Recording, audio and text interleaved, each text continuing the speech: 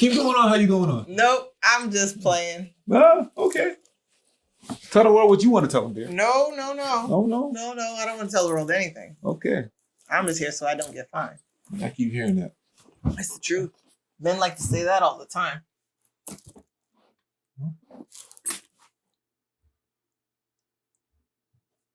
So, You're leading out. am I? I'm leading out? I let out last time. Okay. So, what's the intro? Is there an intro? We all have intros. Okay. It's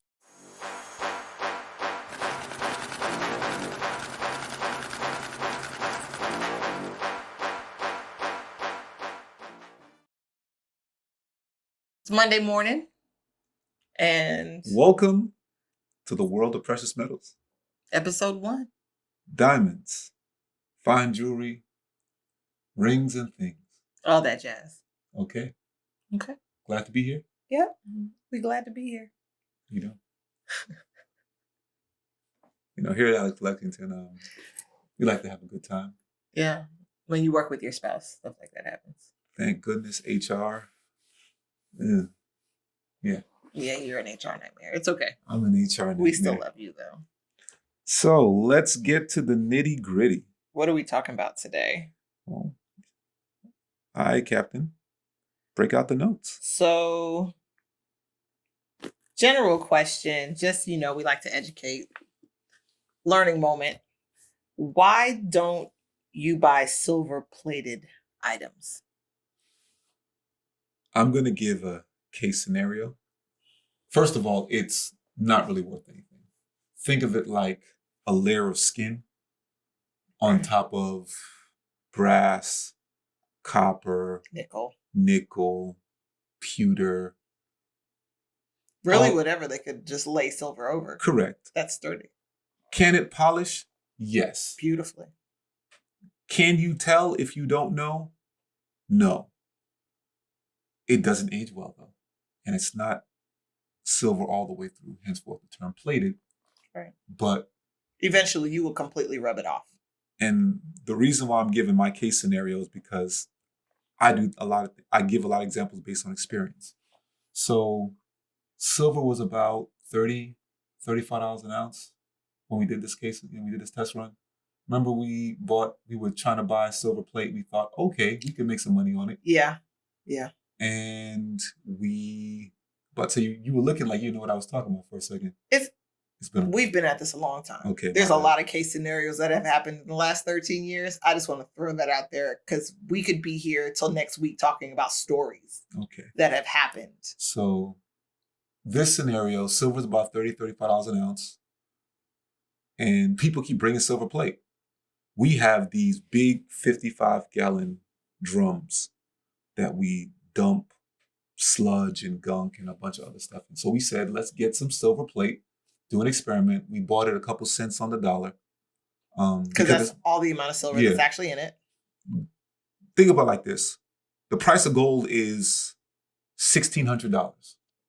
We buy gold, not gold plate, but we buy gold filled, which is like 2% gold, at the rate we buy silver.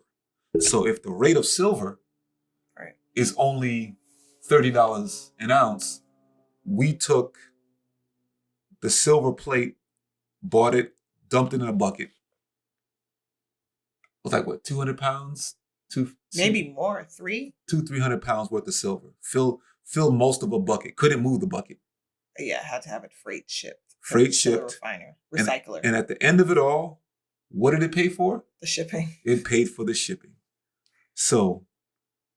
Which means you need a truck container load. Which probably can't pay the gas right now. Ships, right. In order to make any kind of money on silver plate. Because there's just not enough silver in it. Not enough silver in it.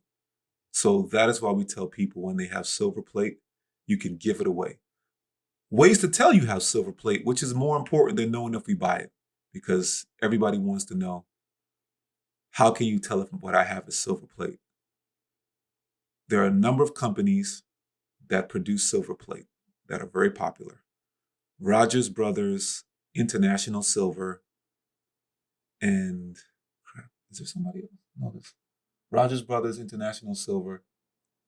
Anything that says IS, which is still International Silver. So how do you know if something's sterling? It'll be blatantly marked 925 or sterling. What a novel idea. It's legal for you to use silver in your name and be silver plate. Right. But for you to be sterling, you have to have 925 sterling, or, well, there's 800 and there's 900 and there's coin silver. All of those will be blatantly marked on the back of the item or bottom of the item. If it's a tray, it'll be somewhere on the bottom. Should I use my visual aid? Yeah. This is sterling. The items in it are not. For those that can't see, I'm holding up a like a sterling silver fruit vase. Bowl, not a vase, a bowl. And it looks like something that you would probably paint in a picture. Has some silver-looking fruit and vegetables, but underneath it, it says sterling right next to the hallmark or the name. Sorry, the hallmark is the stamp. The stamp is going to be the name. And the name is going to have all the information right beside it. Right. Is that a thorough breakdown? That makes sense. Okay. Yeah. Want to make sure people follow, even for those that aren't watching. Oh, it makes sense to me because this is what I do every day. Gotcha.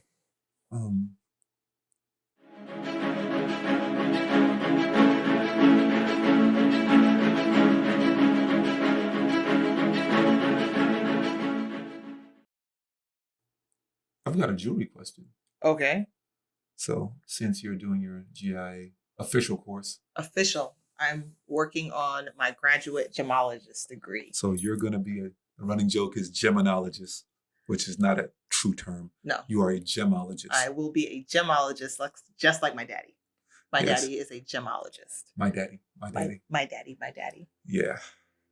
Following in his footsteps. What are these C's people keep talking about? Everybody talks about these 4 C's. When you're talking about diamonds, the 4 C's are the most important things to know about diamonds. Now, I say that to say to know about, I don't expect people to be able to look into a diamond and just determine what these C's are. When someone is presenting a diamond to you, when they give you the 4 C's, it is going to give you an idea in your head about how nice this diamond is. What the price is essentially going to be. Right. What makes it valuable. So the 4 C's are color, cut, clarity, and carat. I'll go backwards from the way I said it because it's going to be a little easier. Carat is the weight of the diamond. Really is there's no... What makes it big? That's what the carat. The carat. Everybody wants lots of carats. It's easy to determine. I say it's easy to determine the carat because some of those other C's is opinion based loosely. So the carat, you stick it on a scale, the carat weight is the carat weight. It either weighs 1 carat, 2 carat, 5 carat, 100 carats. That's cut and dry. Something that would be in a crown. Right. In light of the climate that we're in right now. The current situation, because of course the queen has just passed. And her jewelry collection and the royal, is it the royal? I don't follow it enough. The royal family. The jewelry that they have, their collection is museum type stuff. Yes. There's some of their things probably sit in a museum when they're not using it. And the way things are looking, they'll be going back to their original museums. That we'll find out. Yet to be determined. Yet to be determined. People have said they need to go back. I've heard. I've heard people say that it's been requested, but yeah, not the task at hand. Well, exactly. That is not pertinent. Carat. That's carat weight. One of the other C's is color. Now, color is something that is determined based on where it falls in the color grading system. So a D color is the best color grade there can be, and that means there is just no color in this stone. They are rare, but they exist. Flawless, also referred to as flawless. No, flawless, because now you're getting into clarity. You're getting ahead. I'm of me. sorry. Clearly, And I'm not in class. the D, right? D color is the best. It goes all the way to Z. Once you get past I colors, no bueno. That is when the naked eye starts to see the yellows and browns in the color, in the stone, excuse me. And the better the color, the more expensive the stone is going to be. So you talked about flawless. Ooh, I hit the thing. You talked about flawless. Okay. And flawless diamonds means not on the inside or the outside do you find any imperfections whatsoever. Everything is perfect. All of the facets are perfect. The polish is amazing. There are no openings in the inside of the stone. What does that mean to me in real life? In real life, that really means nothing to you unless you have a lot of money to spend on it. Because imperfection is key to you. Imperfection brings diamonds into a realistic price range. So you start with flawless, and there's internally flawless, meaning that there are little things on the outside that are negligible. After you get out of the internally flawless, then you get into the VVS, the very, very slightly included, then the very slightly included, and then the slightly included, and the included. It goes all the way down. And the farther you get down, the more little things that are wrong are seen in the diamond. And once you get it past the slightly included, you could just look down into the diamond with the naked eye and see the issues. Note to self, so to speak. If you can see it with your naked eye, the value of that stone drops significantly compared to others in that category, just based on the naked eye can see, especially if it's in the middle. And this is all about what you care about, because some people don't care. They just want a diamond. Also true. I mean, then there are cuts. Cuts are plain and simple. There are a lot of cuts out there. The most notable is the round. And then you have the princess and the emerald, which is more rectangular, pear, marquise. Those are simple things. So that is more basically when you're buying that kind of diamond, it's what is your favorite shape? They're all going to price differently. And then the last C is, I said clarity. I did cut, color, and carat. No, I did all of them. Look at that. Look at that. Those are the 4 C's. All right. So we had a customer ask a question over the weekend, and that question was about turning coins and bullion into a side hustle. Everybody is getting creative, figuring out other ways to streams of income. And I don't knock it. Finding different streams of income is a beautiful thing. Passive income is the buzzword right now. How do you find passive income outside of your regular 9 to 5? Or whatever that method of employment may be. Exactly. So how do I get into the precious metals business or coin business or jewelry business? You're the business mind. You're less layman's terms than me, because I'm going to tell the people in a different way, but I would prefer you give it in a more formal manner. Formal. So I'm going to give it in the formal manner, and then you're going to do the basic, this is what it is, the cut and dry.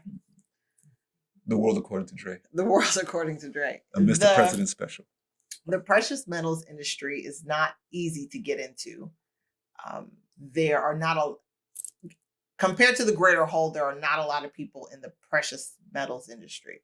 In general, whether you're talking about jewelry stores, pawn shops, people who deal solely in precious metals and coins and bullion, there aren't a lot compared to the greater whole. Let's just use it.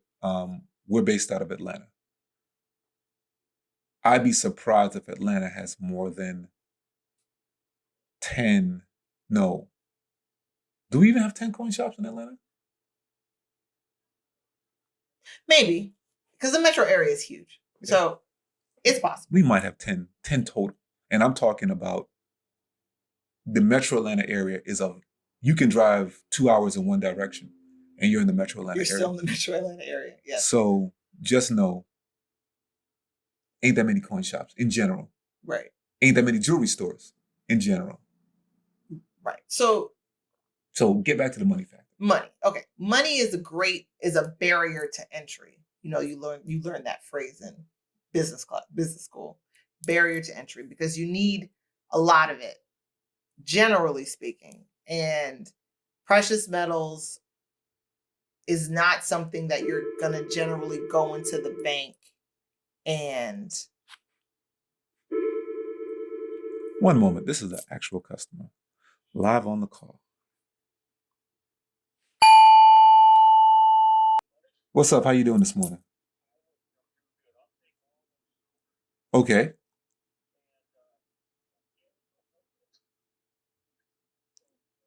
Yeah. So you want all the silver? Yeah. I believe there's...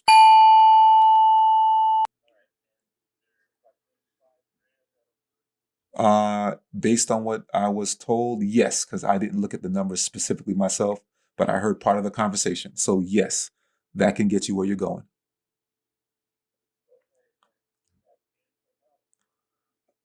Not at the moment, but you never know what the morning may hold. We haven't opened yet, and as the day goes, so does material come in. So by the time you get here, there's probably going to be something for you to get that's different from what you asked for.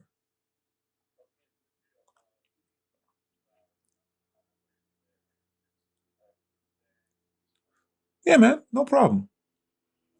Same as usual. All right, you have a good evening. Bye. That's a real life call experience. We're going to edit that out. Yeah, we're going to edit that out. We're going to bleep out his name, but people don't know what it's like. So if you can hear a real life experience, I guess if you say so, it brings authenticity to the situation. Confidentiality is our number one priority. Right. So we were talking about barriers to entry. So money is going to be an issue.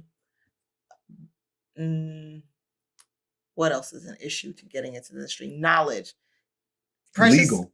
Legal. Well, knowledge is even more important than legal, because it won't even matter if you get to legal, because you are going to lose everything if you buy something wrong. In this industry, buy it wrong a couple times. In this industry, mistakes don't come by the 100; they come by the 1,000. Buying a 1 ounce gold coin wrong when gold is $2,000 an ounce, no one's giving you that money back. Can I give a Chunky Man story? A Chunky Man story. Okay. So, in loving memory of one of our original members who's no longer with us, he was our sales team. He was. I was the intern at the time. Crew. He was a one-man wrecking crew. He would sell water to a well. A full well. Anyway, and they pay top dollar. Nonetheless, his first month into entry, he went out to go pick up some material from a customer. This is when gold was on the uptick back when we first started. And he bought a couple ounces of gold. So we thought. Brings it back to the shop. It's from an industry customer, so we were able to hash it out. Everybody that's in the industry, for example, in jewelry, doesn't necessarily know what they're doing either, because they make jewelry. They don't buy jewelry. Well, that's a loaded statement, because when you don't have an assay machine. Okay, I'm sorry. We have a little more. And if your current mode of testing is through acid and there's a touch and feel to metal, then it is possible that a very good fake can get past you. He had a bag full of them. Right. Somewhere between, I think it was like 8 and 10. But gold was only $1,000, $1,200 an ounce at the time. So he brought a bunch of it back. We're looking at it. Dad is looking at it like, what the heck just happened? Right. And of course, because Chunky Man is who he was, he said, don't worry about it, man. I got it. I'll take it back. That doesn't happen in our industry. You buy it, you own it, you keep it, your problem. Right. My experience was, I call it the $1,100 learning curve. Education costs money. I did not test a coin, a bar. I thought it was a South African Krugerrand that came in bar form. South African Krugerrands only come in coin form. Round. A round. This was gold clad. That $1,100 still lives with me today. I keep it here for display purposes. I wore it on a keychain for a number of years. And I tell people, you'll learn real quick, because education costs money one way or another, whether this is formal school or school of hard knocks. Right. So, knowledge. Right. Barrier of Because entry? there are so many different kind of coins out there. There's no way you can know all of them. Maybe the people who work for the numismatic organizations that grade coins, maybe they know everything. They're trying to create new coins every year. Right. So money, knowledge, legal, business licenses, requirements, holding requirements from the local government. Who is holding that? If you're in the city, does the county? It's a lot of things. And then you have some places like where we are, where they don't allow you to open those kind of businesses within a certain. Every county has a limit on how many licenses they're given. Right. And then there's a limit of where you can put them. You can't just put them anywhere. Correct. All of those things contribute to getting into the precious metals industry. Legally. When you get into it, the contacts that you make and the relationships that you build will be everything, because that is going to help you along the way. And unfortunately, unless you have someone that is going to start introducing you to some of these people, it's going to be harder. It's a very close-knit environment. And we have several contacts that we slowly developed ourselves, and other contacts that were like sort of given to us because of how long Dad has been in the industry. And that's why I always plug and say, we have contacts that money can't buy. Because even if you have a boatload of money, people will not do business with you, because integrity is everything. Your word is everything. And plenty of people with money rob people every day. And if someone sends you 6 figures of any particular category of item, they want to know that they're going to get their money. Come hell or high water. Or their product back. Intact. The way that they sent it. Right.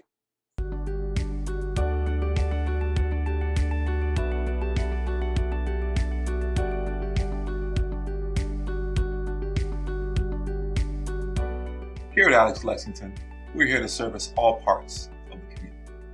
Whether your budget is $30 or $300,000, in-store or online, we're here to meet your needs. So from our family to yours, see you soon.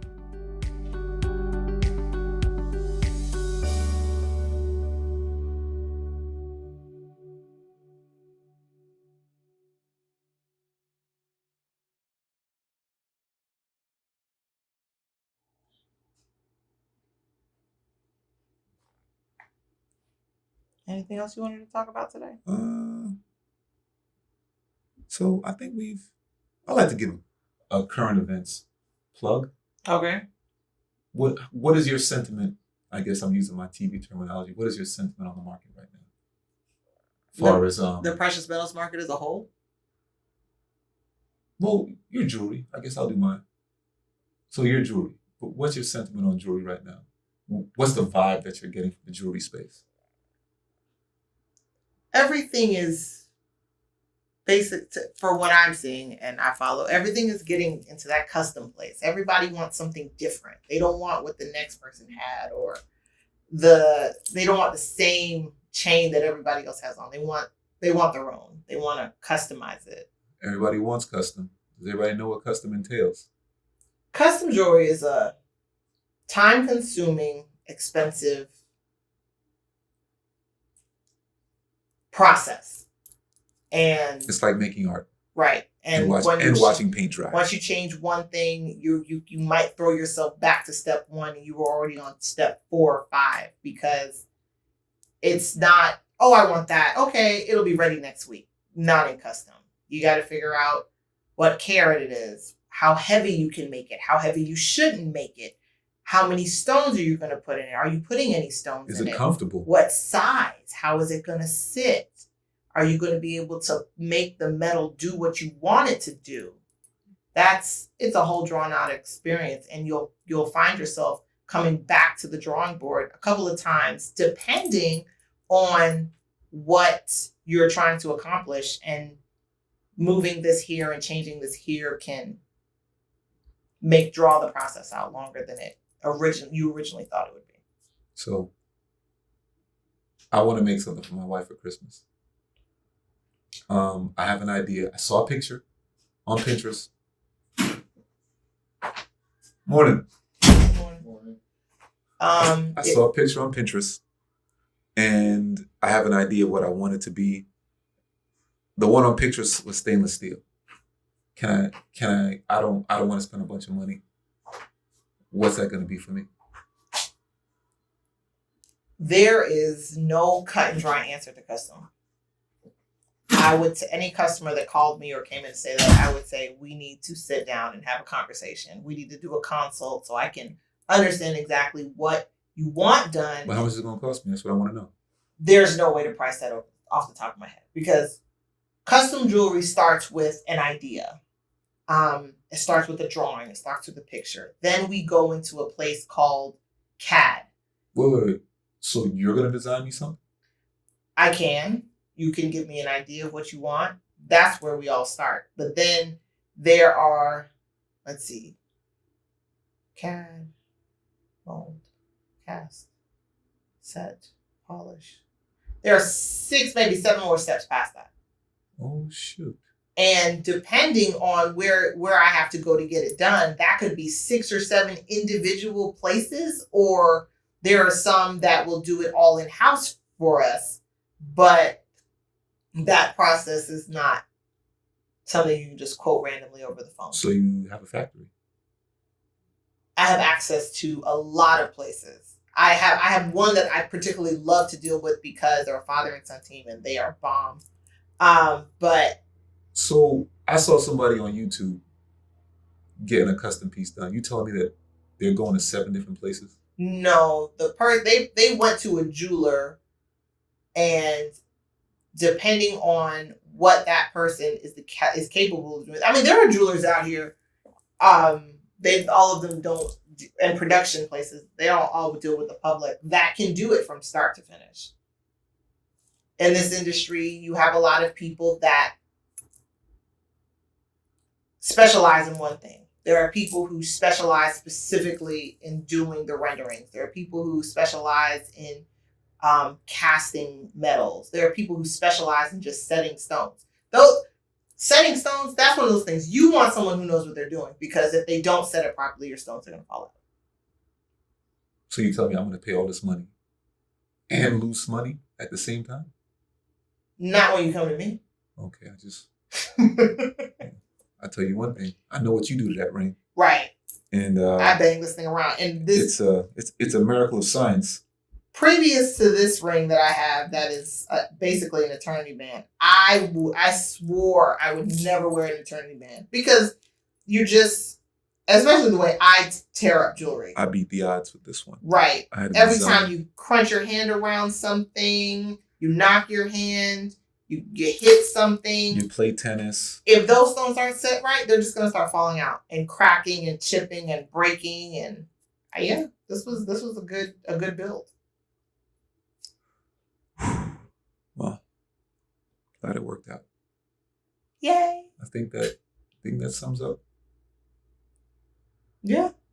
So we'd like to thank everybody for tuning in. Hopefully you come back again and learn something else. Yeah. Maybe you stop on by and utilize one of our services, which include coins and bullion. We have our illustrious jewelry design consultant right here, designer and jewelry consultant, Danielle, who is Alex Diamonds, or can be found at alexlexingtondiamonds.com. My name is Andre. You can reach us through alexlexington.com, and hopefully you share with a friend, and we'll see you soon.